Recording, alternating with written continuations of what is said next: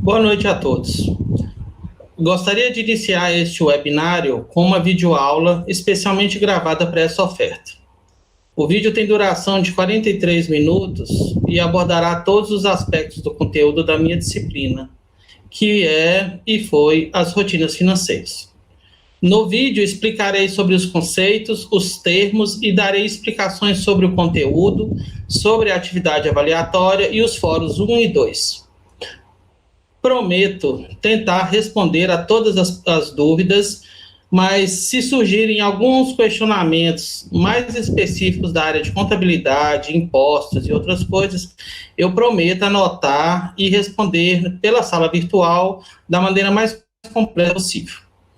Assistam a videoaula que foi preparada especialmente para vocês, com base no conteúdo do caderno didático, e falei bem explicadinho sobre todos os conteúdos das rotinas financeiras, com alguns exemplos, algumas planilhas, algumas coisinhas, dúvidas que surgiram através de vocês mesmos no canal Tira Dúvidas e no chat Tira Dúvidas que nós tivemos no mês passado.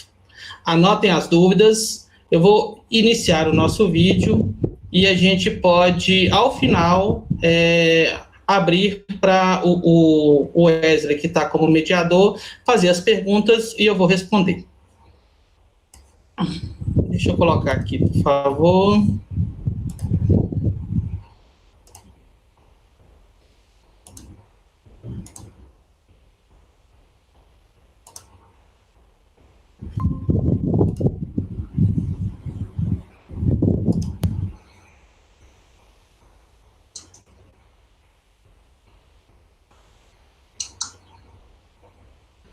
Olá, cursistas! Iniciaremos aqui nestes slides nosso webinário sobre rotinas financeiras pelo Instituto Federal do Norte de Minas Gerais. Sou o professor formador Rodrigo Emiliano, gestor público. Acompanhei vocês durante todas as atividades da disciplina ao longo desta oferta e agora, na reta final, gostaria de revisar alguns conceitos e tirar algumas dúvidas sobre as rotinas financeiras e sobre a sua importância para a saúde da empresa, para a saúde e para a sobrevivência neste mundo competitivo. Encontramos empresas de diversos tamanhos no mercado, mas independente disso, há uma coisa que pode colocá-las na mesma posição: a falta de controle financeiro, principalmente quando falamos sobre ganhos e perdas. E acredite, é importantíssimo não só saber se as empresas estão gerando lucro, mas também prejuízos. Isso acontece justamente pela falta de rotinas financeiras. Você sabe o que é o departamento financeiro de uma empresa? Quais as suas funções e setores? Iremos definir o que são rotinas financeiras e qual a sua importância para a saúde da empresa. Quais as rotinas mais importantes e se você, administrador, faz a rotina financeira da sua empresa de maneira correta. Vamos lá? Sejam bem-vindos à disciplina de rotinas financeiras. O departamento financeiro de uma empresa é encarregado de administrar os recursos da organização. As tarefas do setor é controlar a tesouraria, os investimentos e os riscos. Além disso, precisa fazer também o planejamento financeiro do órgão e divulgar os resultados alcançados. Portanto, a função deste departamento é assegurar a obtenção de recursos para que a empresa possa cumprir as metas estipuladas. Esses objetivos precisam ser alcançados com a empresa se mantendo viva e competitiva. O intuito é que ela possa garantir lucros a curto e a longo prazo. Em uma microempresa, geralmente, o dono exerce as funções do departamento financeiro. Já em organizações maiores, há um setor que fica responsável só por essa repartição. Os métodos e formatos do departamento financeiro vão variar de acordo com o que as empresas precisam. No entanto, mesmo assim, é possível apontar as funções básicas do setor financeiro. A gestão financeira visa o alcance dos objetivos da empresa e, neste sentido, permite aos gestores a tomada de decisões. Por exemplo, gestores podem cortar custos ou investir, dependendo das análises das finanças da empresa e do cenário econômico. Entre as funções do departamento financeiro estão e estou só citando algumas, selecionadas por mim. Tesouraria, o controle das contas a pagar e a receber, a contabilidade, o planejamento, gestão dos impostos, controle de riscos e a divulgação de informações aos investidores. Vamos aos detalhes. Tesouraria. Este é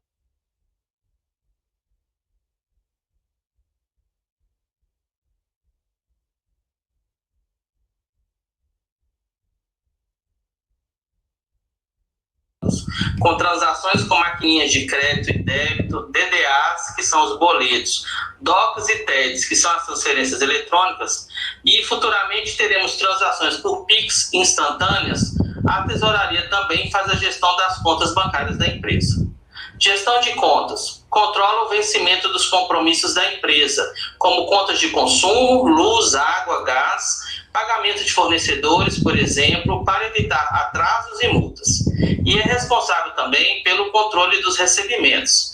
Isto inclui verificar se os clientes estão em dia com as suas obrigações, se os boletos que a empresa emitiu foram pagos no prazo e, se for o caso, acionar mecanismos de cobrança. Contabilidade. Faz o controle do patrimônio da empresa. O patrimônio consiste na soma do ativo e do passivo, ou seja, consideramos ativo todos os bens e direitos que ela possui, e como passivo suas obrigações e dívidas. No ativo da empresa, podemos citar os imóveis, mercadorias, equipamentos, dinheiro efetivamente em caixa e os valores a receber pelas vendas, por exemplo. Já como passivo, cito as dívidas e as contas a vencer. Quando analisamos o ativo e o passivo de uma empresa, podemos efetivamente calcular o lucro ou o prejuízo. Por isso, os registros contábeis são uma ferramenta importante para a tomada de decisão. Planejamento financeiro. Com os dados organizados pela contabilidade, é possível fazer o planejamento financeiro, garantindo um orçamento saudável e identificando quando é hora de investir ou de reduzir custos. O planejamento traça metas para o futuro da empresa, projeta quanto será necessário investir para alcançá-las e ajuda a identificar de onde podem sair os recursos para isso. Já na gestão de riscos, avaliamos a situação de mercado, de câmbio, de crédito e de operações, dentre outros. A gestão de riscos é necessária para antecipar as turbulências e tomar as medidas adequadas em tempo hábil para evitar problemas ou reduzir o seu impacto. Gestão de impostos. Quando não existir um setor próprio para isso, caberá ao departamento financeiro o cálculo de impostos a pagar e o cumprimento das exigências tributárias. Apesar de ser um simples pagador de impostos, é um setor importante, pois identificará qual o regime tributário mais favorável para a empresa, com o intuito de evitar que a empresa gaste mais do que poderia com impostos. E finalizando, a relação com investidores. Cabe ao departamento financeiro adotar uma política de transparência que está diretamente ligada à organização e à divulgação clara e detalhada de suas contas. Essas medidas são necessárias para aumentar a confiança dos investidores. Faremos agora a explicação de alguns termos usados nos dois primeiros slides. São noções simples e alguns termos que são muito necessários para que a gente entenda a dinâmica das rotinas financeiras. Em contabilidade, o curto prazo é o período inferior a um ano, ou seja, 365 dias, ou um ciclo operacional da empresa. Já o longo prazo é o superior a um ano, ou seja, ao ciclo operacional da empresa. O ano, todos nós sabemos o que seja. Não estamos falando do ano fiscal, mas do período de 365 dias. Mas o que é o ciclo operacional da empresa? O ciclo operacional é o período compreendido entre a compra da matéria-prima até o recebimento do dinheiro relativo à venda. Mas isso só se o ciclo operacional for maior que um ano. Se for menor, prevalecerá sempre o exercício social, o prazo de até um ano para curto prazo e de mais de um ano para longo prazo. Sobre as maquininhas de cartão, hoje em dia é impossível pensar em um negócio que não conte com um sistema para aceitar pagamentos com cartão. Antes de iniciar a contratação de uma operadora de máquinas de cartão, saiba quais são as taxas e tarifas envolvidas.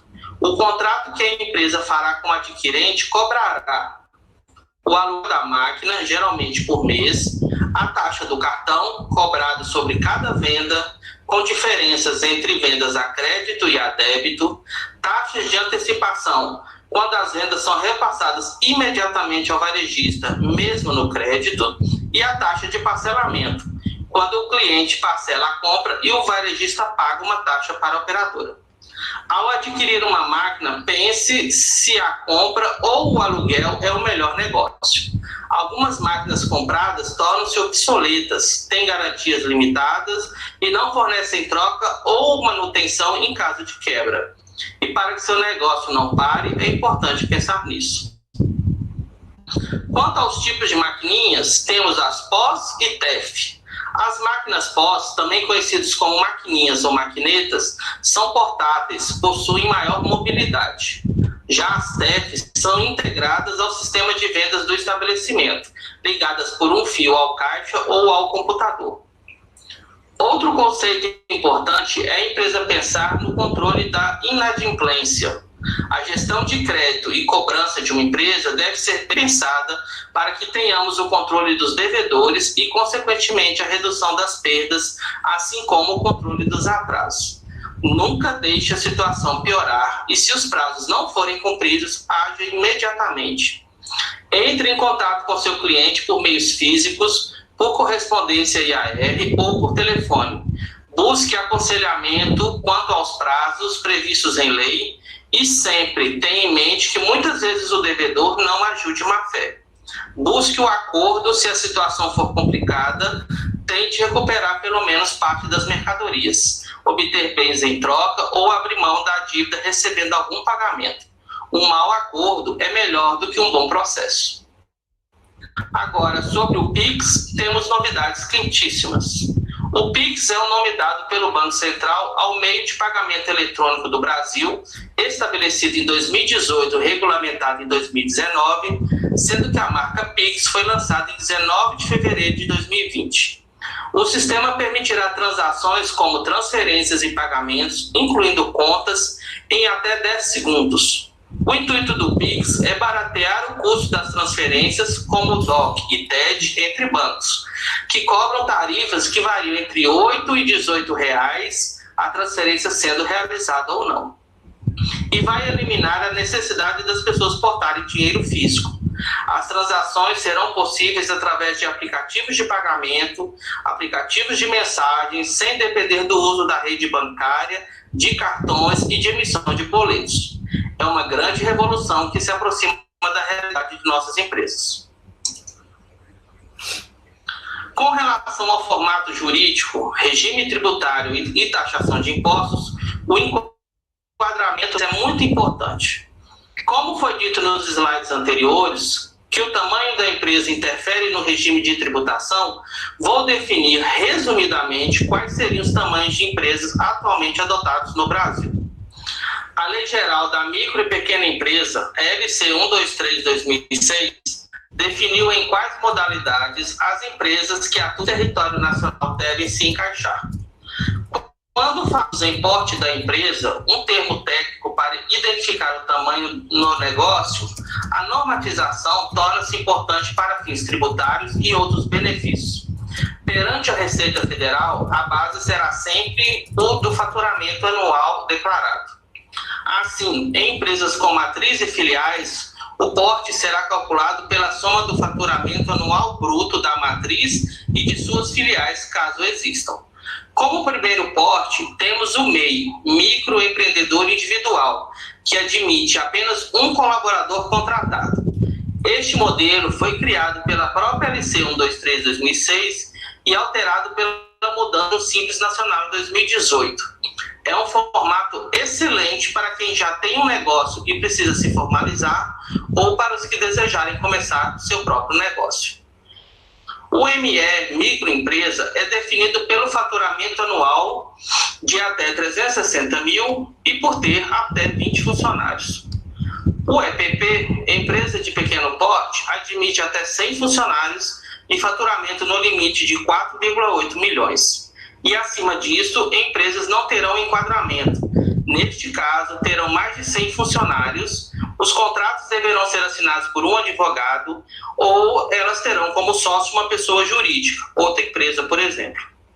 Mas, de acordo com o porte empresarial e de acordo com a classificação de outros órgãos governamentais, como a Anvisa, a Agência Nacional de Vigilância Sanitária, a Política Nacional do Meio Ambiente e o BNDES, Banco Nacional do Desenvolvimento, e também, de acordo com o IBGE, Instituto Brasileiro de Geografia e Estatística, o porte é classificado de acordo com o faturamento anual ou pelo número de funcionários, para suas liberações de licença, financiamento e enquadramentos jurídicos.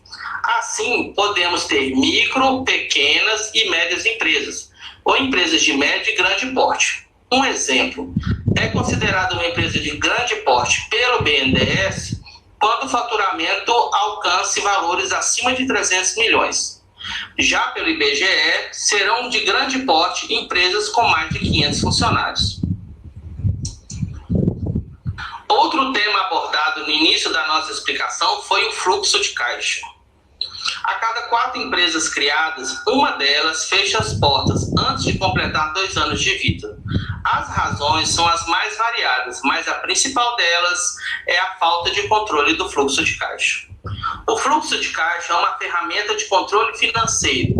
Por meio dela, podemos visualizar todas as entradas e saídas de dinheiro, tendo uma visão completa da atração de dinheiro da empresa. O fluxo de caixa não é o que a empresa tem no caixa, não se confunda assim. O fluxo de caixa é a noção exata do que a empresa está gastando ou ganhando em cada área de atuação. O detalhamento das planilhas deve ser sempre alto, pois menosprezar valores baixos ou ciclos de recebimento pode criar verdadeiros rombos no caixa, impossíveis de serem encontrados, podendo até mesmo causar a falência da empresa. Alguns pontos importantes para os administradores. Elabore um modelo de criação dos dados financeiros. Crie categorias das receitas, despesas e dos custos da empresa. Elabore uma demonstração do fluxo de caixa. Contemple as atividades operacionais, os investimentos, entradas e saídas. Realize a análise do fluxo de caixa e observe a redução de custos da empresa. Olhe para a imagem que ilustra esse slide. A água que entra pelo fluxo acaba esvaindo-se pelos buracos na caixa, que são as despesas, salários e contas. Uma boa análise do fluxo de caixa resulta no corte de despesas e a uma condição financeira mais sólida do ponto de vista das despesas. Mentalize as finanças da empresa para os próximos meses. Reserve recursos para determinados períodos de dificuldades quando as receitas caem. Compare e concilie seus dados internos com os dados da conta bancária. Programas de computador atualmente fazem isso de forma muito simples. Controle os recebimentos e pagamentos parcelados. Este controle deve ser rígido.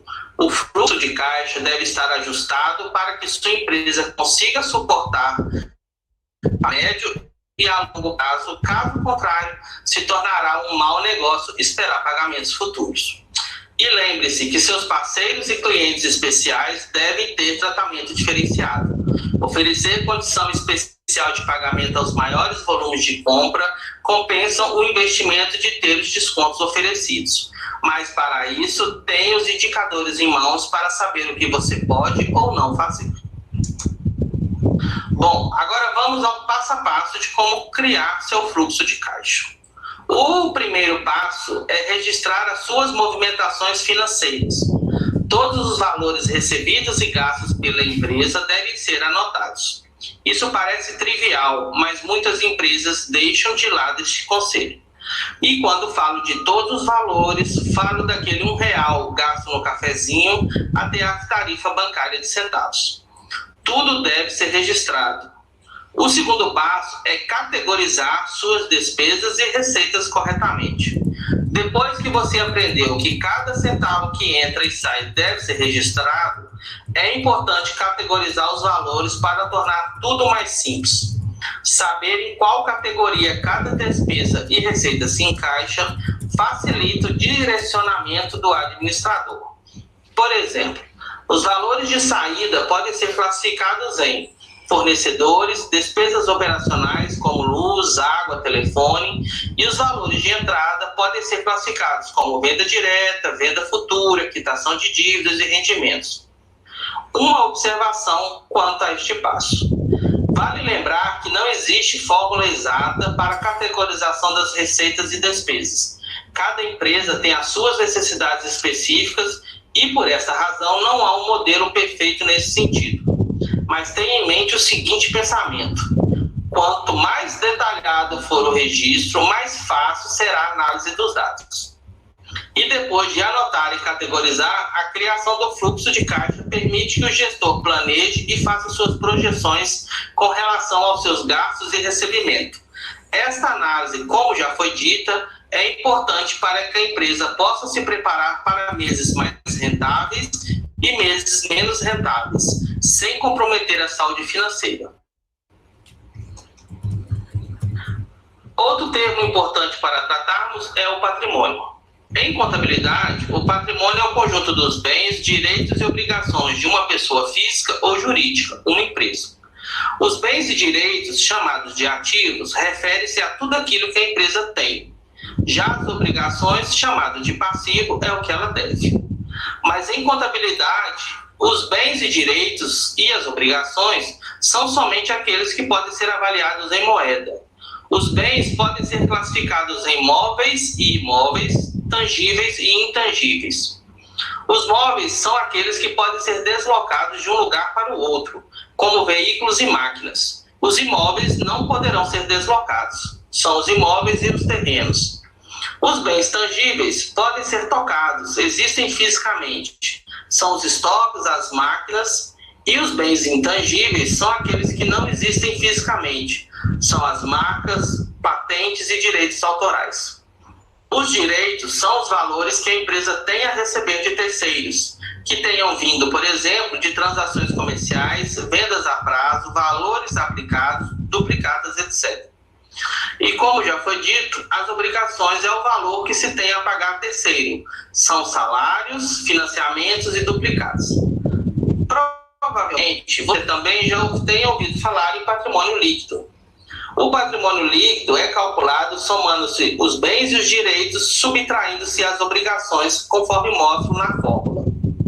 O patrimônio líquido é tudo aquilo que o empreendedor e seus acionistas possuem na empresa e que lhe é devido por esta pessoa jurídica aos seus proprietários. Ou seja, são os valores investidos pelos proprietários para que a empresa pudesse existir e o seu retorno como investimento. Ou podemos dizer, resumidamente, que o patrimônio líquido é o ativo menos o passivo. Se o ativo for maior, temos uma situação líquida positiva. Se for igual, a situação é nula. E se o passivo for maior, temos uma situação líquida negativa.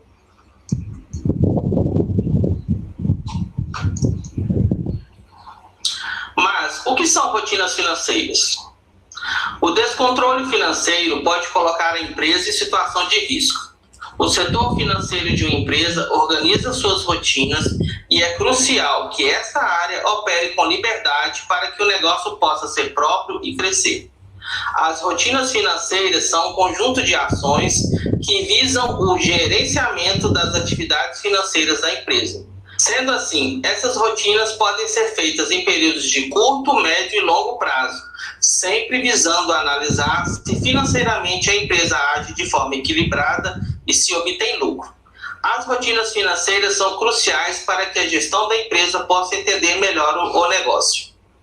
Esse conjunto de ações auxilia a questão sobre o desempenho financeiro com dados verídicos e análises periódicas. Assim, as decisões serão mais acertadas, pois terão melhor embasamento.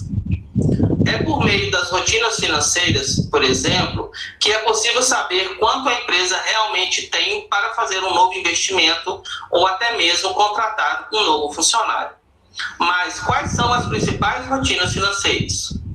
Algumas delas eu já expliquei, bem explicadinho, nos slides anteriores. Fiz desta maneira para que, ao analisarmos a importância das rotinas, você já tenha entendido como um todo. A primeira e a mais importante é o fluxo de caixa. Como já explicado, é o ato de registrar, anotar e demonstrar todos os custos e receitas da empresa, que influenciam diretamente o negócio. Um bom relatório de fluxo de caixa deve conter a data de recebimento ou de pagamento, o valor, identificação da conta, tipo de despesa, receita e histórico. Se você quiser acrescentar comentários explicando a receita ou a despesa, fique à vontade. O fluxo de caixa auxiliará em muito o desenvolvimento de metas da empresa. Outro ponto importante e já explicado é o controle das contas a pagar e a receber. Saber como anda a saúde financeira do negócio é importantíssimo. Ter dinheiro no caixa não é indicador que há lucro. Um relatório com as contas a pagar e a receber, com informações como datas, número das notas fiscais, valores, como foram pagos e situação, se está aberto, quitado ou em atraso, é importante para termos decisões mais acertadas dentro da empresa. Outro fator importante é o orçamento empresarial. O orçamento empresarial é o cumprimento das metas. Feito a cada mês e analisado com muita atenção, passa aos gestores uma perspectiva da empresa. O orçamento empresarial é um relatório que se divide em 3 partes. A projeção de vendas, onde analisamos o histórico de vendas e projetamos os próximos meses, a projeção de despesas e investimentos. O foco principal do orçamento empresarial é notar se as receitas que a empresa gera são suficientes para cobrir suas despesas e ainda realizar investimentos. E finalizando o slide, temos o controle de estoque. O conceito de estoque todo mundo entende, não é mesmo? São os materiais ou produtos que ficam fisicamente disponíveis pela empresa até ingressarem no processo produtivo ou seguirem para a comercialização. O estoque é, na verdade, um mal necessário. Um estoque altamente custoso para a empresa. Imagine uma empresa de gelo, de sorvete ou de ração, que depende do controle de temperatura, de umidade e de pestes, o quanto podem ser onerosos esses estoques. Mas os estoques têm a função de regular o fluxo de materiais, servindo como nivelador entre a entrada e a saída de materiais. O controle de estoques analisa o material disponível, quanto tempo ele fica no estoque, faturamento, prazos de saída, etc. O uso de planilhas é uma boa dica para esse tipo de análise, com marcação das quantidades, as entradas e as saídas. Outro assunto muito importante é a verificação e a conciliação contábil. A conciliação é a conferência mensal, semestral ou anual de cada conta contábil. Por conta contábil, entendemos as representações escrituradas de bens, direitos, obrigações, capital, reservas de uma empresa. A finalidade de uma conta contábil é registrar as movimentações transcritas no livro diário, expressando-se monetariamente. Assim, em cada conta, a composição do saldo é, na verdade, um controle interno, onde o contador ou qualquer outro usuário do departamento financeiro sabe o que contém discriminadamente em cada uma das contas. Mas a conciliação contábil não é feita apenas em questões judiciais, mas é uma prática recorrente dentro das empresas. Com a conciliação, fica mais clara a compatibilidade dos dados presentes nas demonstrações financeiras com a realidade do negócio. Outro conceito importante é o orçamento. Em contabilidade, o orçamento é parte de um plano estratégico que compreende a previsão de receitas e despesas futuras para a administração de um determinado exercício, período de tempo. Em termos gerais, aplicamos o orçamento tanto no setor governamental quanto no privado, pessoa física ou jurídica. Em administração, o orçamento tem como objetivo identificar os componentes do planejamento financeiro com a utilização de um sistema orçamentário, entendido como um plano abrangendo todo o conjunto das operações anuais de uma empresa através da formalização do desempenho destas funções administrativas gerais. O verbo orçar tem várias acepções. Pode ser concebido como avaliar, calcular, estimar, computar, fazer aproximação, equivaler, ombrear, etc. pode ainda ser definido como um esforço para chegar a atingir. Desta forma, o termo orçamento pode ser entendido como um conjunto de medidas que visam atender à execução de metas e objetivos fixados por políticas empresariais, que devem ser implementadas pela administração da empresa. O planejamento, implantação, acompanhamento e controle do orçamento é uma das tantas novas funções assumidas pelo setor contábil das empresas. Sendo uma expressão quantitativa de um plano de ação futuro da administração para um determinado período, o processo orçamentário é também um meio pelo qual a empresa pode viabilizar as decisões estratégicas oriundas de seu próprio planejamento.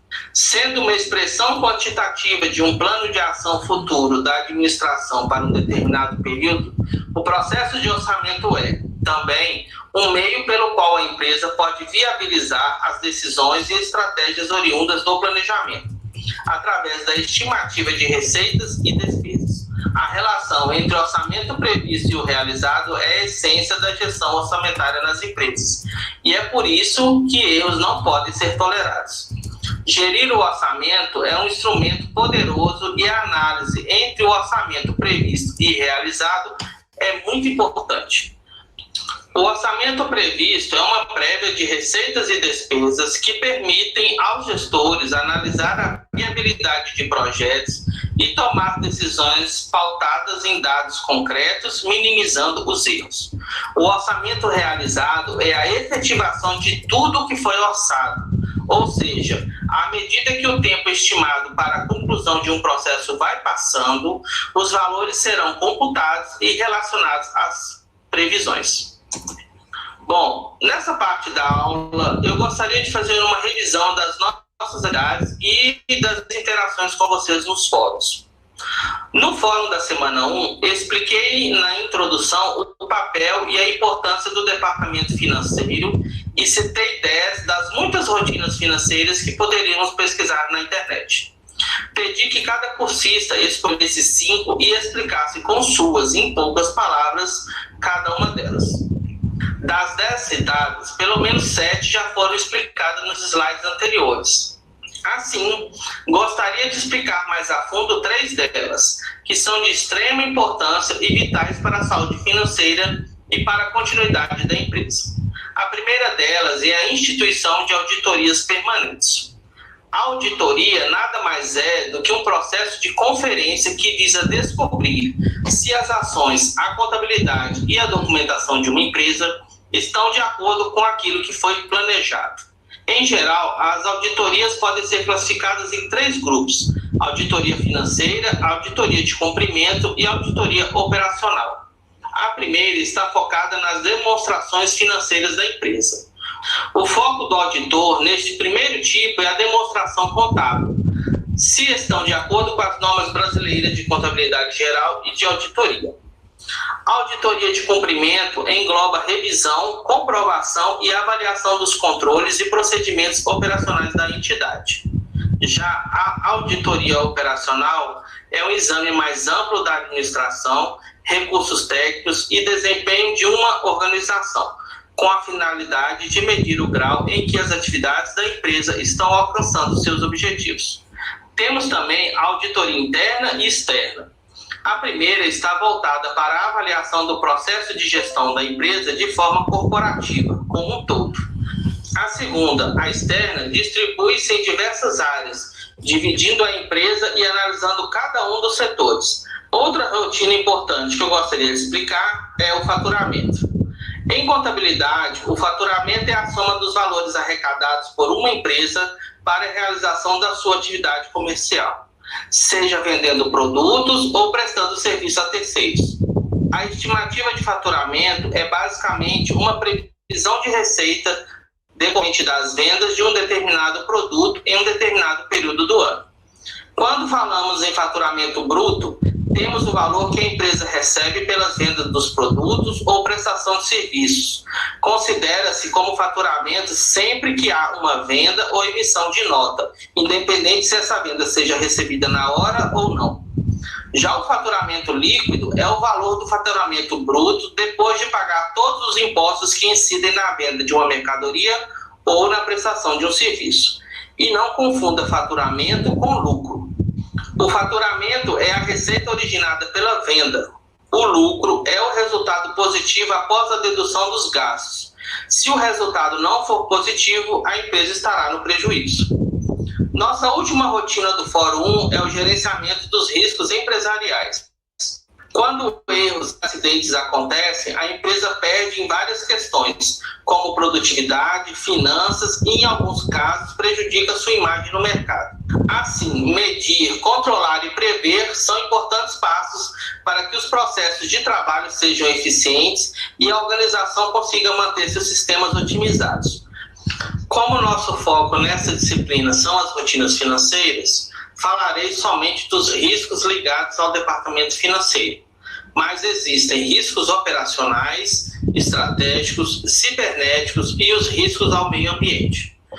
Os riscos fiscais dizem respeito às obrigações legais relacionadas às declarações e impostos. Um exemplo é entregar a declaração com dados errados ou fora do prazo e receber multa devido a isso. Ainda, não emitir as notas fiscais de acordo com a lei, o que poderá fazer com que a empresa seja acusada de sonegação. Quanto ao risco financeiro, devemos ter em mente o objetivo de que as empresas tenham ganhos maiores do que os gastos. Para isso, é imprescindível o monitoramento. Para evitar estes riscos, o gestor precisa cumprir algumas ações, como reajuste de prazos e pagamento com fornecedores, além de buscar economias em despesas corriqueiras, como contas de água, luz, etc.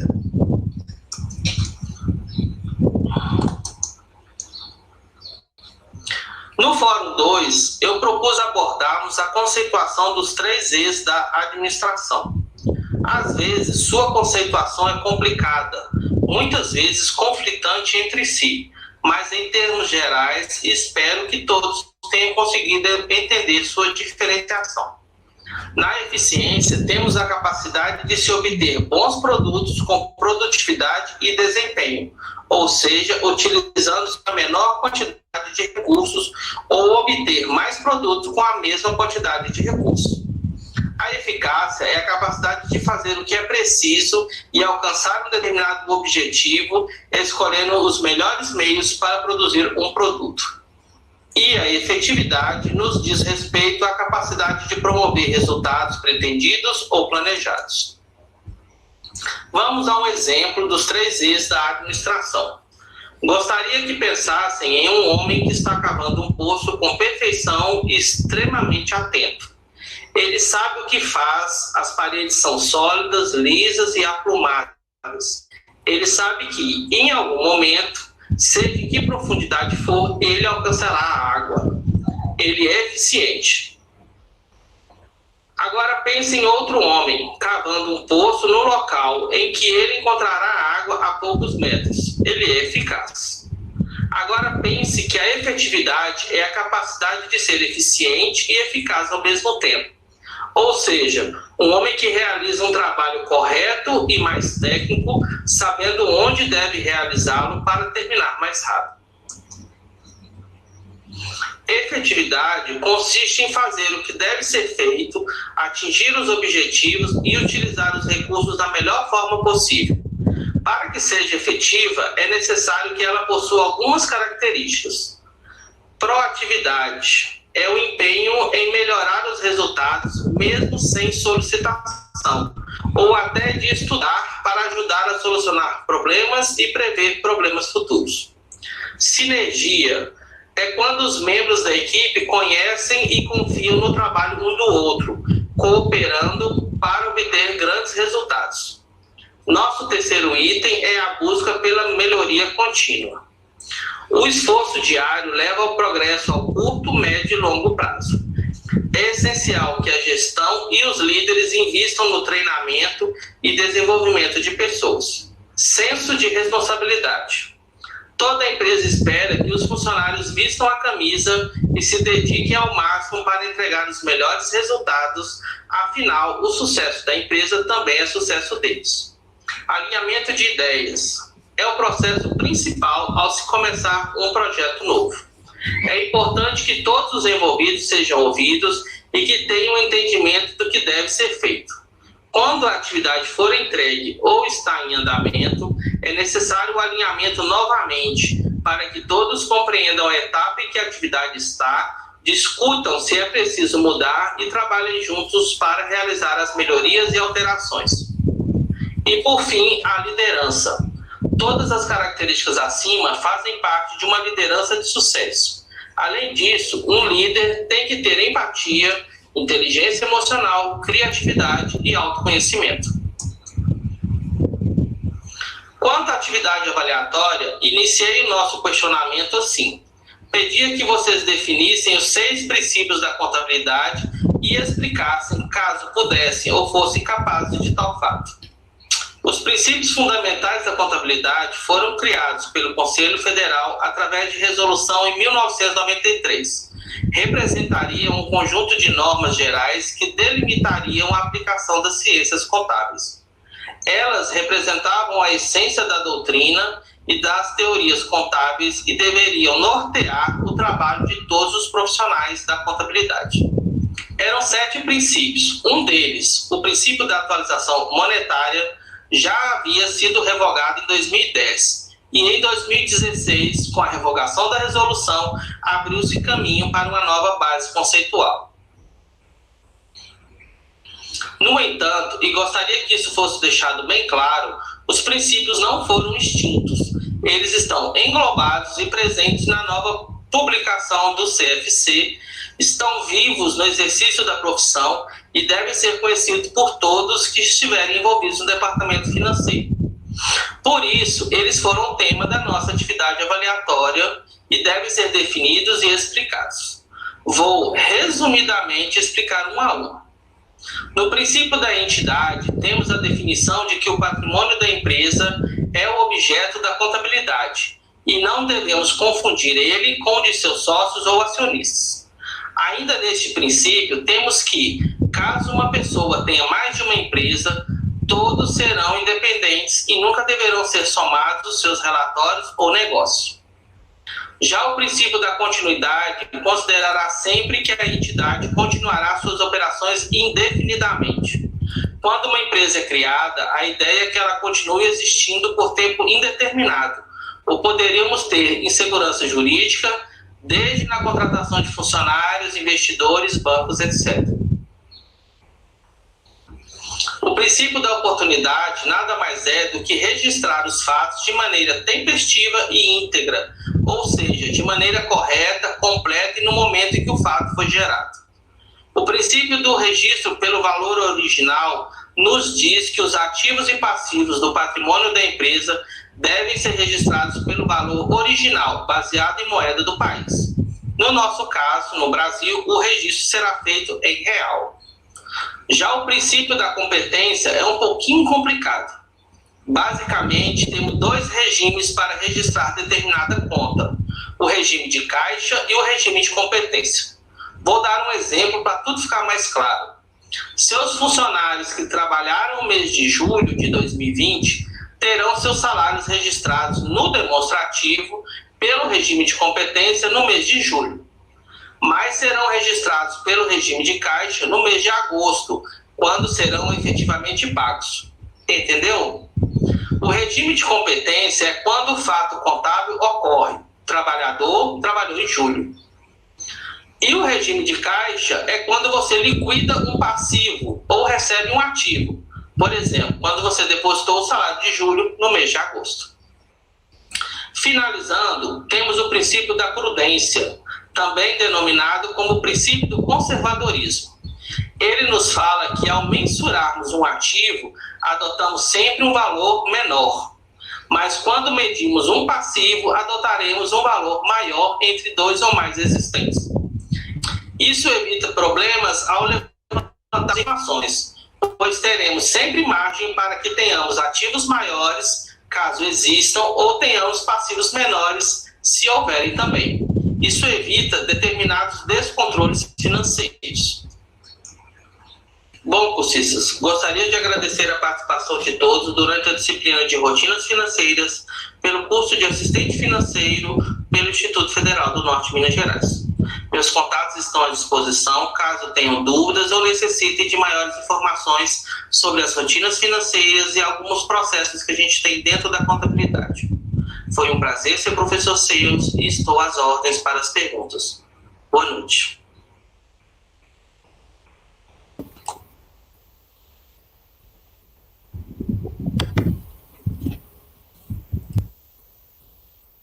Boa noite, professor Rodrigo. Boa noite, Felipe, coordenador. Boa noite, alunos do curso Assistente Financeiro.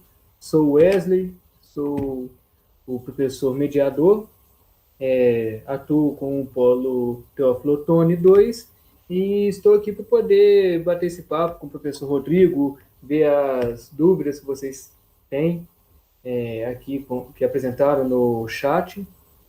E, enfim, professor Rodrigo, obrigado pela essa aula de hoje, foi muito interessante, acredito que foi bem proveitosa para os alunos. E ao longo que ela estava passando, alguns alunos fizeram alguns questionamentos que eu irei passar aqui para você. Em especial, a Daniele foi bem participativa, ela deixou algumas perguntas aqui para a gente. E a primeira delas eu queria saber como funciona as sociedades anônimas. Você apresentou no seu vídeo e ela queria saber como funcionaria, então, as sociedades anônimas. Bom, gente, boa noite a todos. Espero que vocês tenham aproveitado o vídeo e as perguntas, algumas delas estão nos slides, algumas perguntas estão magníficas, porque tiram várias dúvidas nossas. Essa primeira sobre sociedade anônima. Quando a gente fala de sociedade anônima, a gente fala de um modelo de companhia com fins lucrativos. Tá? Então, é quando você tem uma empresa e você, em determinado momento, você pega a sua empresa e particiona o capital dela em ações. Então, você pode ter 2 ou mais acionistas e, dependendo de como você administrar a empresa, você pode abrir esse capital para as ações serem vendidas externamente, ou você pode ter um sistema de cotas internas, onde você vende, por exemplo, para alguns amigos, algumas pessoas que querem esse negócio, eles compram parcelas da empresa e cada um é responsável por determinada parte da empresa. As sociedades anônimas, então, elas podem ser de capital fechado ou de capital aberto. As de capital fechado, as ações não podem ser comercializadas na Bolsa de Valores, tá? Então, são empresas onde você tem acionistas e eles são sócios da empresa. A sociedade anônima de capital aberto é aquela onde a empresa pega as partes de seu capital para, por exemplo, levantar dinheiro para uma expansão ou para alguma criação, e ela pega essas ações e negocia ou na Bolsa de Valores ou nos mercados de balcão. Aí ela se abre para o interesse público, para que ele possa participar. A única diferenciação que a gente tem de uma empresa de sociedade anônima para uma empresa de uma pessoa, por exemplo, é que, no caso de qualquer ação jurídica, qualquer falência, os acionistas só respondem ao prejuízo pelo preço da ação comprada. Tá? Então, por exemplo, quem era acionista da Varig, quando a Varig quebrou, ele foi responsável por pagar determinada despesa até o limite da ação que ele era dono. Então, por exemplo, nunca aconteceu do patrimônio de um acionista ser tomado para pagar mais do que ele tinha de ações dentro da empresa. Então, as sociedades anônimas, elas possuem um conselho geral, ou um conselho de administração, ou um conselho fiscal, ou uma diretoria, por exemplo, e normalmente a gente chama essas empresas de companhias. Então, elas vêm com aquele CIA antes, ou chamada fulana de tal sociedade anônima, SA, certo? Aí tem S.A. ou SA ou S/A, tá? Acho que no mais é isso. Então, Rodrigo, obrigado. Antes de passar para a próxima pergunta que o pessoal já fez, Queria dar o recado para os alunos, fiquem à vontade para fazer seus questionamentos aí no chat do YouTube, e eu vou anotando e passando para o professor Rodrigo conforme ele vai respondendo. Ok? Ô, professor Rodrigo, a Daniele também ela perguntou qual que é a diferença entre o fluxo de caixa e a DRE. Se são a mesma coisa, e caso não, quais as diferenças entre o fluxo de caixa e a DRE? Essa é a segunda dúvida que ela apresentou para a gente. Vamos lá. O fluxo de caixa, a gente associa o fluxo de caixa ao regime de caixa, tá? Em um dos slides do vídeo, deixa eu ver se eu consigo só localizar ele aqui para mostrar para vocês como é que eu expliquei. Em um dos slides, eu expliquei que a gente trabalhava com dois regimes na contabilidade. O regime de caixa e o regime de competência, tá? Então, o regime de caixa tem a ver com a DFC, que é o demonstrativo de fluxo de caixa. E o regime de competência tem a ver com a DRE, que a cursista falou, foi a Daniela, não foi? Foi a Daniela. Aí ela faz uma pergunta entre o fluxo de caixa e a DRE. Vamos lá. O regime de caixa, que é o demonstrativo do fluxo de caixa, ele, resumidamente, ele tem a ver com os pagamentos ou recebimentos. Lembra que no slide eu dei um exemplo assim, que seus funcionários trabalharam o mês de julho. Esse trabalho deles vai ser registrado na DRE. Ou seja, quando o evento aconteceu. Então, o regime de competência tem a ver com o evento. E o regime de caixa tem a ver com o pagamento ou recebimento.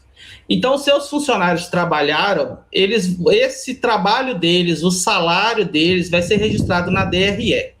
Ou seja, o evento aconteceu no mês de julho, você vai na DRE, que é um demonstrativo de resultado, e você registra lá que fulano trabalhou e recebeu um salário mínimo. Pronto, esse é o regime de competência.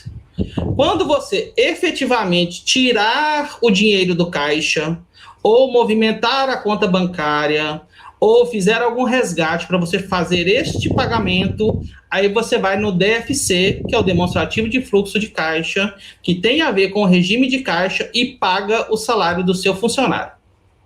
Então, o regime de caixa tem a ver com caixa, tá? Com pagamento ou recebimento. Já o regime de competência, que é a DRE, que a Daniela perguntou, tem a ver com a data do evento. Então, vamos dizer que você compre um maquinário. Esse maquinário vai ser adquirido como investimento na sua empresa no regime de competência, neste mês, por exemplo, no mês de agosto.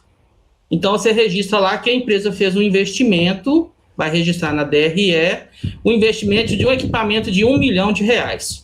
Vamos dizer que o prazo para você pagar esse equipamento é daqui 6 meses. Então, daqui 6 meses, quando você pegar este valor e tirar do caixa, você vai registrar no outro demonstrativo, que é o de regime de caixa, quando você fizer o pagamento. Ok? Rodrigo, eu estou acompanhando ali também o fórum, como é que tá, o que o pessoal tá, o chat, na verdade, do YouTube, a Daniela está respondendo que está ok, que ela tinha entendido. Então, é bem interessante que você está apresentando, que o seu vídeo trouxe poucas perguntas, para você tão esclarecedor para o pessoal.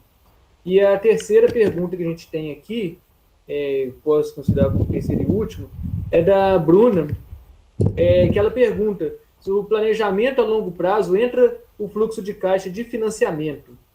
O planejamento a longo prazo entra o fluxo de caixa de financiamento? É a pergunta da aluna Bruna. Vamos lá, Bruna. O demonstrativo de fluxo de caixa, ele é uma ferramenta contábil, tá? Ele funciona para que os gestores façam a análise da viabilidade financeira da companhia. Ou seja, se a companhia tem sangue, por exemplo, para ela continuar viva daqui 1 ano, daqui 2 anos, e se vale a pena investir mais nessa empresa. O fluxo de caixa, ele pode ser dividido em 3 partes. ele vai abranger as atividades operacionais, os investimentos e os financiamentos. Então, quando eu falo de atividades operacionais, eu estou falando do caixa que é gerado pela empresa no seu trabalho de industrialização, comercialização ou prestação de serviço. Então, tudo que a empresa faz para lhe gerar renda, você vai registrar no fluxo de caixa nessas atividades operacionais. Então, por exemplo, recebimento de clientes, pagamento de fornecedor, funcionário, juros, impostos, essas outras coisas, tá? A pergunta sua, que tem a ver com as atividades de investimento, nós devemos entender, não de investimento, não, de financiamento. As atividades de financiamento, a gente tem que entender que as empresas, elas operam com empréstimos e financiamentos de curto prazo e esses proventos vão sair do caixa da empresa, tá? Para quitar o empréstimo bancário, aí a saída de fluxo do caixa vai ser negativa, porque você vai pagar determinado financiamento. Então, como o fluxo de caixa engloba as três partes, o operacional, investimento e financiamento, a parte do financiamento também deve ser lançada no fluxo de caixa. A análise desses três aspectos determina se a empresa ela está dando lucro ou prejuízo. E serve como ferramenta também para o gestor analisar e fazer determinadas previsões e provisões de períodos do ano onde a entrada de capitais vai cair, tá? Ou períodos do ano onde você vai ter que pagar determinados maquinários, ou períodos do ano onde você tem que tirar parte de sua renda para poder pagar algumas despesas extras, algumas taxas, algumas coisas assim, tá? Outra parte importante do fluxo de caixa é a parte de investimentos. Às vezes a gente confunde muito investimento com compra de ações, de investir em CDB, fundo de renda fixa, essas coisas assim. Quando a gente fala de investimento em empresa, a gente fala muito mais assim, e tem mais importância a aquisição de capital. Então, quando a empresa adquire um imóvel, um automóvel, um maquinário, a gente está fazendo com que o objetivo da empresa se torne mais real, tá? Investimento também as movimentações em aplicações financeiras ou compra de outras empresas. Mas, geralmente, quando a gente aliena um bem, a gente está fazendo um investimento. Ok?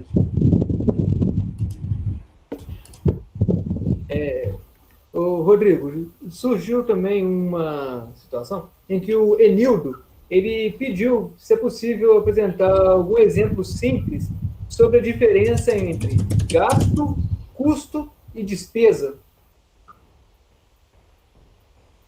Um exemplo sobre esses três itens: gasto, custo e despesa.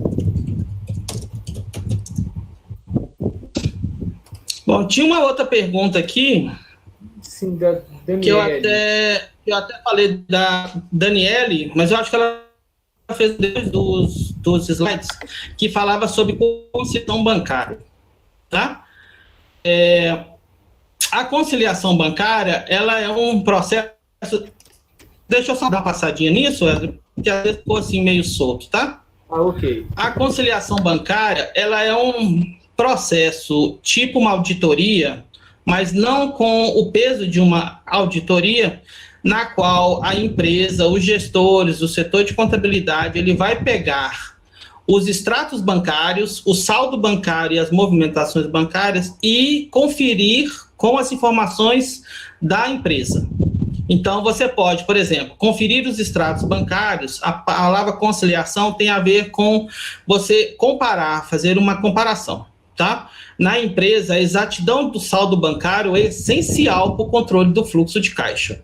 Então, para você ter uma empresa que tem um setor contábil e financeiro eficiente, a gente não pode abrir mão disso. Então, a gente tem que pegar o saldo da conta bancária, as informações dos relatórios e sempre conferir se todas as entradas e saídas da empresa estão registradas. Se o departamento financeiro não fizer isso, a gente corre o risco de perder o controle do capital, tá? Então, você não sabe Por exemplo, se você vai ter dinheiro para cumprir os pagamentos, fazer seus empréstimos, os financiamentos bancários que você fez, pagar seus fornecedores para a empresa continuar aberta e, principalmente, arcar com a despesa com seus funcionários. Tá? Por isso que a conciliação bancária, hoje em dia, tem alguns aplicativos muito simples que, em qualquer pesquisa pelo Google, alguns gratuitos mais simples e outros pagos que algumas grandes empresas têm.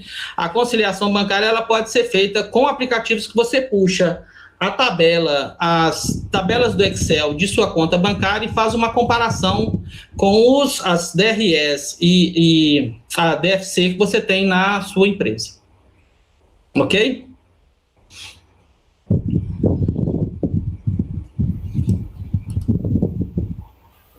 Ok, Rodrigo. Eu tinha pulado essa porque você tinha deixado uma resposta, mas para ela eu ia voltar com ela no final. Mas obrigado por ter lembrado. Enfim, dando continuidade, o Enildo, como eu tinha falado, ele pediu para dar algum exemplo sobre a diferença entre gasto, custo e despesa.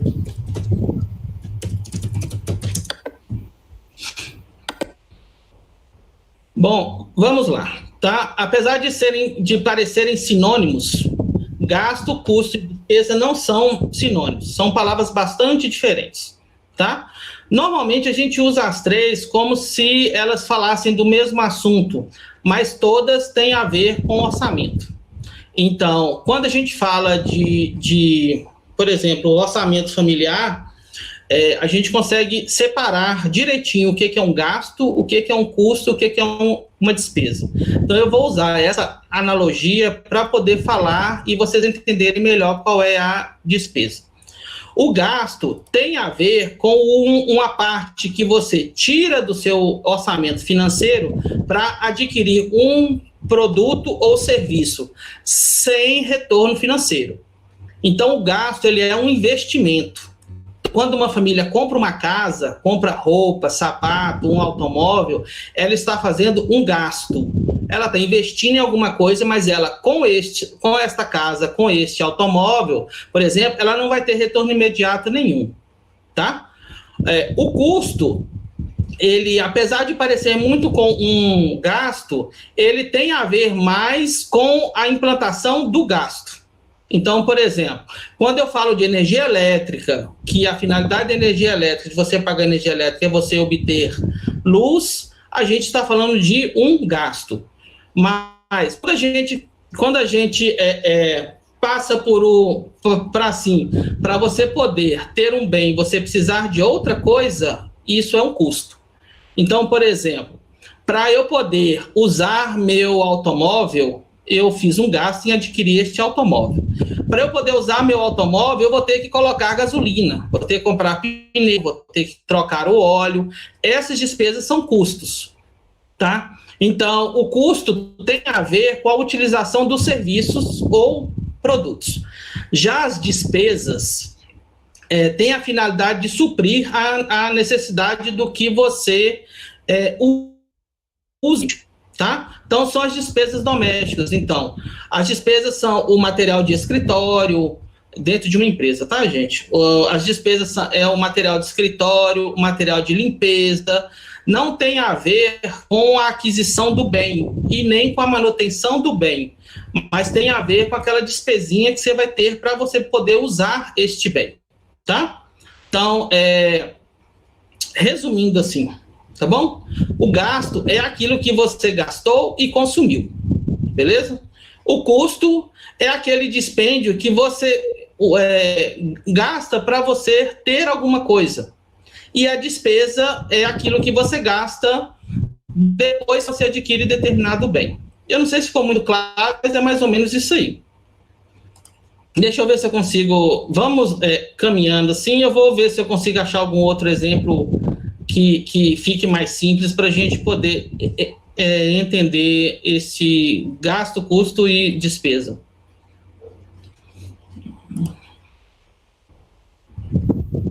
Ok, Wesley? Ok. Então, só prosseguindo, Rodrigo, duas pessoas, o Lucas e a Madalena, eles pediram para poder citar alguns softwares gratuitos, se existir, claro, que possa ser utilizado para auxiliar nas rotinas financeiras. Bom, alguns aplicativos que a gente usa, por exemplo, a maioria das empresas que trabalham com caixa, com maquininha de TEF, ou com sistemas de controle financeiro, elas usam aplicativos pagos, porque esses aplicativos, além deles terem suporte, eles têm backup. Então, não acontece, por exemplo, de sua empresa ser prejudicada por uma pane, por um computador ou terminal que deu pane, ou pelo sequestro de algum cyber criminoso, que hoje em dia acontece muito.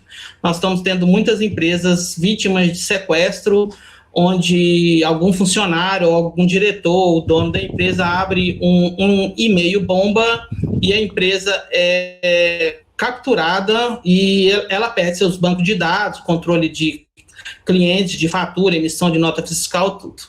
Tá? Apesar disso, a gente tem alguns aplicativozinhos assim, gratuitos que você pode fazer um determinado controle financeiro. Esses aplicativos, eles são uma solução na área de tecnologia, mas eles não devem ser, nas empresas, usados como única fonte de controle. Tá bom?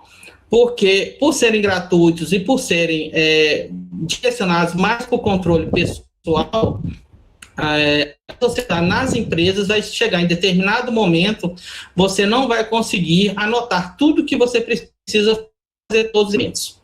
Com um pouquinho de pesquisa, talvez você consiga alguns aplicativos melhores, mas em determinado momento você vai esbarrar ou em versões gratuitas com tempo de utilização, com 1 mês de teste, 6 meses de teste, ou você vai esbarrar em limitações financeiras e técnicas de você querer emitir determinados relatórios e você não conseguir porque o aplicativo, aquele relatório só é feito na versão paga, tá? Tem alguns que são versões para celular, por exemplo, o Meu Dinheiro, o Guia Bolso, você consegue organizar despesas por categorias, alguns até você consegue gerenciar várias contas e fazer saldos bancários, comparações bancárias e tudo, tá? Então, você tem o Meu Dinheiro, Guia Bolso, Minhas Economias, Contas Online, o Organize com 2 Es, também é muito bom, e tem um aplicativo, tem algumas planilhas de Excel já pré-formatadas, que se você conseguir pesquisar, por exemplo, no Google, alguns templates que são modelos prontinhos, já só para você listar o fluxo seu de caixa e ele automaticamente gera determinados relatórios, também é muito bom, tá? A única coisa que você tem que fazer ao usar esses aplicativos, se você é um microempreendedor ou tem uma microempresa, é você sempre separar as suas contas pessoais das contas da empresa, tá? Acontece muito de usuários que têm, são MEI, por exemplo, microempreendedores individuais, eles acharem que podem movimentar o dinheiro da empresa na sua conta pessoal, e isso, no final, vai acabar virando uma bagunça gigantesca, tá? O fluxo de caixa da empresa ele tem que ser separado para você ter a real noção do que, como está a sua empresa, de quanto você tem dinheiro, e se, por exemplo, na projeção, se no final do mês você vai conseguir arcar com as despesas de correntes e tudo. Ok? Rodrigo, estou acompanhando ali no chat, por isso eu demoro um pouco para poder ligar aqui o microfone, mas por enquanto não apareceu mais nenhuma pergunta. Na verdade, só mesmo elogios do pessoal, o retorno do pessoal está sendo bem bacana, o pessoal falando que deu para entender a sua explicação sobre a diferença entre o custo, despesa e gastos, em relação às suas dúvidas, o que você está passando, está tirando a dúvida do pessoal, em relação aos softwares que você acabou de apresentar aqui, o pessoal utiliza, alguns já apresentaram aqui, ou utiliza, ou já utilizou, e está agradecendo por essa oportunidade de tirar essas dúvidas. Enfim, Estou vendo se aparece mais alguma pergunta enquanto isso. Bem, Wesley, eu fiz uma anotação aqui enquanto você estava falando aí sobre despesa, gasto e custo. Eu queria só dar assim uma pincelada final, assim, só com alguns exemplos, só para a gente não assim ficar dúvida nenhuma, tá? A gente acha sempre que despesa, custo e gasto são as mesmas palavras, a gente às vezes usa como sinônimo, mas nas empresas eu queria separar as três para ficar assim nítido isso para nós, tá bom? Então, primeiro, a despesa é aquilo que a empresa usa para manter o seu funcionamento. Então, quando você fizer o seu fluxo de caixa, você vai listar nas despesas aquilo que o gestor vai usar para a empresa continuar funcionando. Então, você tem salário, material de escritório, telefone, aluguel, comissão de vendedores e outras coisas. Essas despesas podem ser fixas, por exemplo, o aluguel é fixo, você sabe o valor ao longo do ano. Tá? Já as despesas com energia elétrica, por exemplo, são variáveis, porque elas variam de acordo com o nível de produção.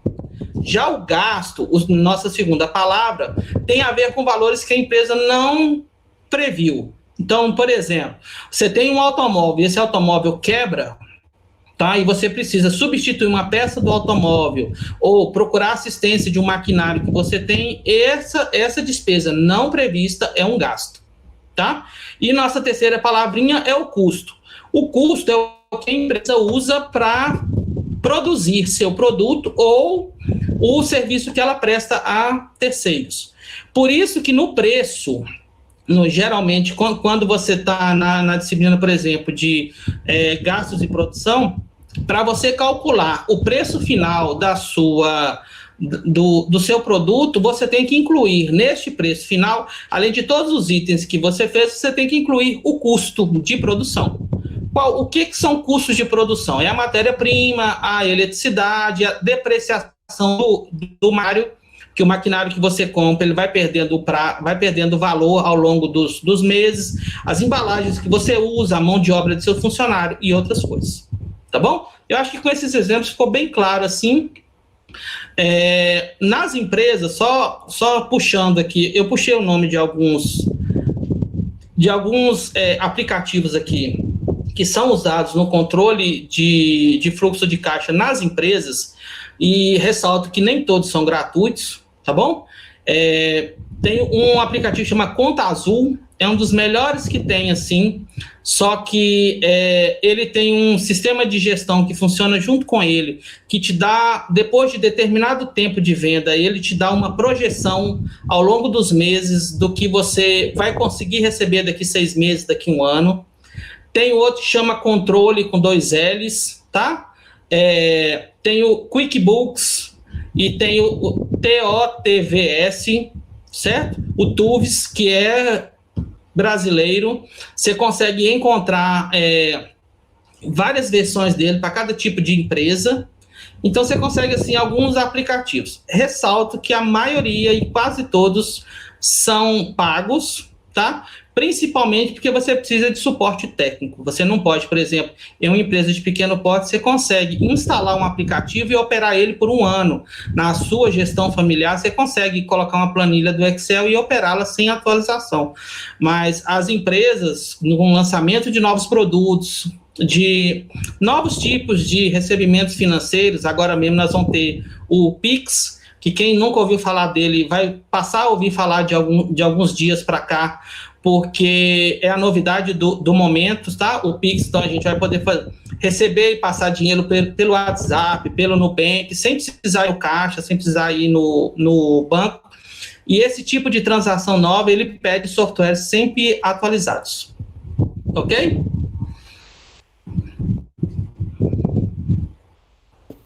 Rodrigo, obrigado de novo. O pessoal está gostando dessa nova explicação, esse conjunto. E enquanto você falava, surgiu mais algumas perguntas. E uma dessas perguntas, pelo que me parece, já foi até respondida por você agora. E o Isaac, ele pergunta quais os principais programas que auxiliam no setor financeiro. E você já trouxe aqui no final da sua fala, falando do TOTS e vários outros. enfim. Se você quiser poder falar mais um pouco, você já falou deles, independente se é pago ou gratuito, você já deu essa explicação. Se você quiser falar um pouco mais. Esses aplicativos, se você der uma pesquisadinha no Google, você consegue tranquilamente olhar alguns aplicativos, tá? Se você tiver uma empresa de maior porte, com mais funcionários, com a área de atuação maior, eu sugiro procurar uma empresa de TI na área, que eles vão te adaptar, eles vão te mostrar vários pacotes de aplicativos que eles já tenham prontos e você consiga usá-los, tá? Pagando uma taxa, é claro.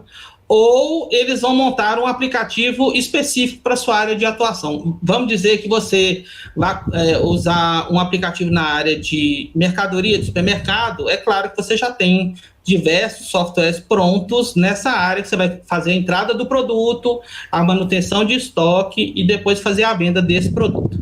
Se você, por exemplo, for criar um produto revolucionário ou fazer uma empresa de serviços na área revolucionária, vamos dizer que você vai fazer lavagem, por exemplo, um pet shop na casa da pessoa, tá? Uma coisa que não existe. Você vai levar seu maquinário, seu equipamento, seus produtos na casa da pessoa para dar banho no cachorro da pessoa. Então, é claro que você não vai achar um software pronto para isso.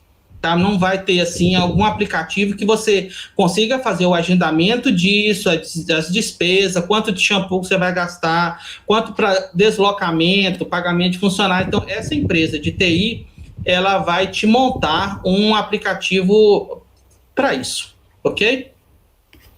Mas, sempre na área de software, vocês procurem uma equipe de TI. Aqui em Montes Claros, por exemplo, e nas outras cidades, nós temos várias empresas boas que você poderia procurar. Ok, Wesley? Ok. Eu vou dar uma filtrada, uma reorganizada nas perguntas, que algumas perguntas estão relacionadas às atividades avaliativas, mas tem uma outra aqui que eu acho que poderia passar na frente, antes. É o da Bruna, que ela pergunta sobre as rotinas financeiras, qual que é a diferença do ativo, passivo e tributos? Bom, o ativo é o que a empresa tem, ok? E o passivo é o que a empresa deve. Então, os tributos entram em passivo. Os tributos são os impostos, taxas e contribuições. Isso é o que a empresa deve. Tá bom? Então, eu vou falar do ativo. O ativo é os bens e os direitos que a empresa tem. Os bens é o que a empresa possui de imóveis e imóveis. E os direitos é o que a empresa tem a receber. Então, as faturas, os parcelamentos, as dívidas que ela tem com clientes, por exemplo, dos clientes dever a ela e ela tem a receber. Isso é o ativo. O passivo é o que a empresa deve. E no passivo entra de tudo, tá bom? Das despesas, os gastos, os custos e os tributos. Esses tributos, no Brasil, nós temos 3 tipos deles. Nós temos as taxas, os impostos e as contribuições, tá bom? As taxas é um tipo de tributo que você paga por algum serviço. Então, nós temos, por exemplo, antigamente aqui em Montes Claros nós tínhamos taxa de incêndio, acho que não tem mais, mas nós temos taxa de lixo, a taxa de incêndio, a taxa de lixo, a taxa do alvará de funcionamento e outras coisas. Os impostos são uma tributação que tem a ver com atividade econômica. Então, se você receber uma herança, você paga um imposto referente a isso. Se você recebe um salário acima do limite, você paga um imposto. Se você importa ou exporta, se você vende um produto ou presta um serviço, você vai pagar um imposto. Já as contribuições, geralmente, são impostos pequenos que têm a ver com alguma atividade municipal, tá? Aqui em Montes Claros, por exemplo, nós tínhamos a taxa do lixo, que passou a ser uma contribuição, que é um tipo de tributação diferente, porque a taxa tem a ver com a execução do serviço e a contribuição, o município pode usar o dinheiro onde ele quiser, porque na contribuição o dinheiro não cai no serviço, o dinheiro cai no caixa da prefeitura. Então, muitas prefeituras, por exemplo, eles alteram alguns impostos. Aqui em Montes Claros, por exemplo, alteraram, da gente mudando a tributação de um imposto para que a prefeitura não usasse esse dinheiro na manutenção, por exemplo, na taxa de incêndio, para virar uma contribuição, para o dinheiro cair no caixa da prefeitura e a prefeitura poder fazer outras coisas, tá? Então, o ativo é o que a empresa tem, o passivo é o que ela deve. E no passivo nós temos os tributos também. Ok. Pessoal, faltam só 10 minutos para poder finalizar. Temos até as 8h30 aqui. Então, eu vou fazer um filtro das perguntas e partir logo para uma em que a Daniele ela falou, se você comentou sobre o plano de carreira, que era uma das atividades avaliativas, nossa, e que ela confundiu bastante sobre essa atividade dos planos de carreira. E aproveitando nessa questão avaliativa, o Enildo perguntou se você pode dar algumas dicas quanto à avaliação da sua disciplina. Então, a Daniela pediu para voltar. Deu uma falhadinha aí. Oi? Deu uma falhadinha no áudio. A Bruna não, deixa eu ver. A Daniele, ela perguntou se você... Do plano de carreira. Uhum. Isso. Que era uma das atividades avaliativas da sua disciplina. Se você chegou a comentar e se pudesse comentar... A atividade de carreira foi assim. Quando a atividade de carreira, na verdade, não é na disciplina de rotinas financeiras, tá? Ela é na disciplina de fundamentos de administração financeira. Mas eu vou puxar esse arquivo aqui, só um momentinho, porque eu consigo responder para vocês, tá?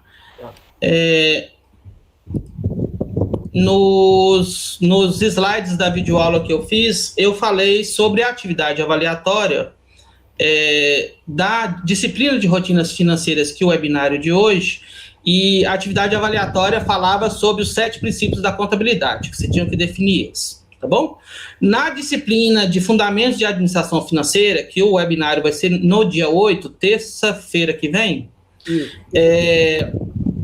eu pedi que vocês falassem um pouco sobre o seu plano de carreira, assim, de você ser um profissional melhor.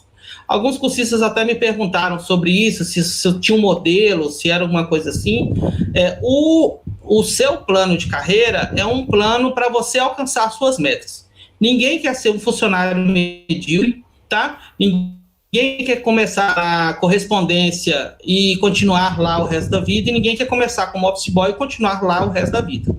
Então, para que você seja um funcionário melhor, para que você galgue os degraus assim, do sucesso profissional, na atividade avaliatória, eu alenquei 7 habilidades que eu acho fenomenais, que se todas as pessoas conseguissem as 7, elas teriam sucesso na sua profissão, seja lá quaisquer forem as áreas que vocês quiserem falar sobre elas, tá bom? É claro que se você tem um plano de vida, por exemplo, você quer alcançar um objetivo, você vai ter, às vezes, mais do que 7 habilidades essenciais. Mas eu coloquei 7, assim, principais, assim, porque eu acho que um profissional de sucesso que tem, assim, o seu planejamento de vida, ele tem que ter essas 7 habilidades, tá bom? A primeira delas era o domínio das ferramentas de trabalho. Então, se você é um carpinteiro, conheça suas ferramentas. Se você é um administrador, conheça as ferramentas com que você tem na mão. Então, conheça a informática, conheça o que é estoque, conheça a função de todo mundo na sua empresa, para o dia que você tiver a oportunidade, você possa entrar e fazer um excelente trabalho em qualquer lugar, tá? Entenda as teorias administrativas, esse é o 2. Entenda as teorias administrativas, que é importante que você conheça o que aconteceu antes de você. Então, quais as teorias, de onde que veio a administração, esse conhecimento técnico, esse embasamento metodológico é importante para você. O item 3 que eu coloquei lá na atividade relatória é para você assumir riscos, tá bom? Os profissionais de sucesso, eles encaram o perigo, encaram o desafio e saem vitoriosos. Se você não vencer, você vai aprender para na próxima vez você conseguir vencer, tá bom? 4, antecipe-se às mudanças. Então, assim, se você vai trabalhar numa empresa e essa empresa está se fundindo com outra, ou essa empresa está começando um novo trabalho numa nova área, antecipe, estude, trabalhe essa parte para a hora que a mudança chegar em você, você esteja de peito aberto e você possa ir lá e vencer, tá? Número 5, receba os feedbacks. Então, queira saber se o seu trabalho está sendo bem feito, se você pode melhorar. Não ache que um feedback negativo é uma coisa ruim. A gente aprende muito com uma recepção negativa, que você consegue entender onde você está errando e consertar, e seja humilde para consertar o que você estiver fazendo de errado. Número 6, fique de olho na sua reputação. Tá bom? Os profissionais de respeito, eles carregam uma bagagem em todas as empresas que eles participam. É aquele ditado assim, saia da empresa, mas deixe a porta aberta. Então, não saia pisando nas pessoas e faça um excelente trabalho para o dia que você precisar de uma carta de apresentação, de uma indicação, de uma pessoa falar bem de você, você tenha isso no seu plano de vida, no seu plano de carreira. E a 7ª, né, que é o top, tem o domínio de um 2º, um 3º, um 4º idioma. Tá bom? Antigamente todo mundo queria falar inglês. Eu sou professor de inglês na rede estadual, trabalho em 2 municípios. Antigamente era o top, era a gente falar inglês. Hoje em dia o chique é você falar mandarim, ou então você falar francês, ou alemão. Então esses idiomas têm que estar na sua vida. Tire um momento na sua carreira para você aprender um 2º idioma, um 3º idioma, mas aprender para você ser fluente, para você conversar com o americano e não para ressonar músicas, essas coisas não. Vá para uma escola, aprenda letras de música, tente aprender um outro idioma, para você ter esse a mais, tá? Para você ter esse up no seu currículo e poder falar disso para os seus amigos e colocar e poder chegar numa entrevista de emprego e perguntar à pessoa se ela quer conversar em francês ou em alemão, em mandarim, em chinês ou qualquer outra coisa. Desculpa, chinês não, mandarim, né? Bom, Wesley. Então, Rodrigo, já está chegando nossa hora. O pessoal perguntou ali se você pode falar sobre as dicas da avaliação, mas eu te pedi, por conta da hora que já está, o pessoal do SEAD já solicitou, você pode dar essas dicas da avaliação no próximo momento, no fórum, enfim, se for... A avaliação, se quiser, eu falo rapidinho. A avaliação foi feita com base no caderno didático, tá bom? Então, o caderno didático todo está nas avaliações. Inclusive, o caderno didático, a atividade avaliatória, os questionamentos do fórum 1 e 2, tá bom? Eles estão na nossa avaliação. Mas está tudo assim, muito simples. As palavras como consequentemente, sucessivamente, em excesso, exceto, elas estão em negrito, caixa alta, para ninguém se confundir, tá bom? A avaliação está bem tranquila. Eu agradeço imensamente a todos vocês. A resposta para a disciplina foi muito boa. Eu gostei muito de ser professor seus. Pena que a oferta está acabando, tá bom? Mas os meus contatos estão no vídeo. O que vocês precisarem de outros contatos, eu vi que o pessoal perguntou sobre ações, tá bom? Eu não sou um amante de investimento em ações, porque você tem que ter tempo para você poder analisar isso, mas eu tenho algumas dicas, alguns sites assim legais para você acompanhar. Fiquem à vontade para mandar mensagens e perguntar. Eu estou às ordens. Muito obrigado por tudo e vejo vocês na avaliação online. Rodrigo, obrigado. Eu, como professor mediador de uma das turmas, agradeço por ter essa oportunidade de você falar com os alunos, tira bastante dúvida deles e facilita até o trabalho nosso para poder fazer as correções. Obrigado ao Instituto, e enfim, até mais, pessoal. Precisando de mim, podem contar comigo. Boa noite, gente. Eu agradeço a presença de todos aqui no nosso webinário, meu número a todos os alunos que compareceram.